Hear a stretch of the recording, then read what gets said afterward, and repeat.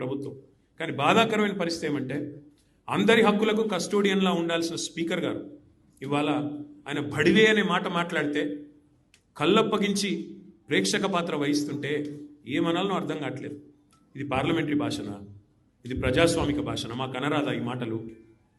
రేవంత్ రెడ్డి గారికి నేను చెప్తా ఉన్నా, నీకు ఒక భాషలో వచ్చేమో తిట్లు, మాకు 3-4 భాషల్లో వచ్చు.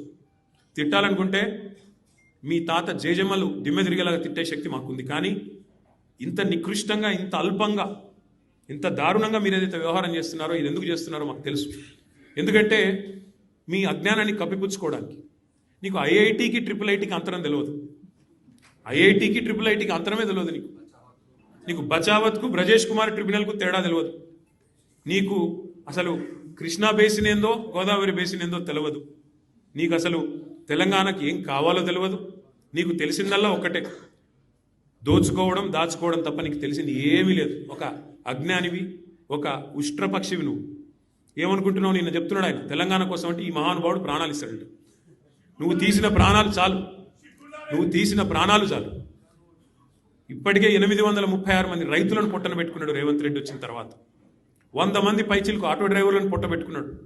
100 మంది పైచిలకు గురుకులాల్లో పిల్లలను పొట్టన పెట్టుకున్నాడు. 48 మంది నేతన్నలను ఉసురు పోసుకున్నావు. ఇప్పటికే నువ్వు తీసిన ప్రాణాలు చాలు. నువ్వు ఆనాడు తెలంగాణ వాదుల మీదకి, తెలంగాణ బిడ్డల మీదకి తుపాకీ తీసుకొని పోయి తెలంగాణ ఉద్యమాన్ని అవమానించింది ఎవరు మర్చిపోలేదు. ఇవాళ ఏదో పేమెంట్ కోటాలో అదృష్టం బాగుండి అడ్డిమారి గుడ్డి దెబ్బలో ముఖ్యమంత్రి అయినావు రేవంత్ రెడ్డి. నీ వాగుడు, నీ అల్పబుద్ధి ప్రపంచం మొత్తం చూస్తూ ఉంది. ఒకటి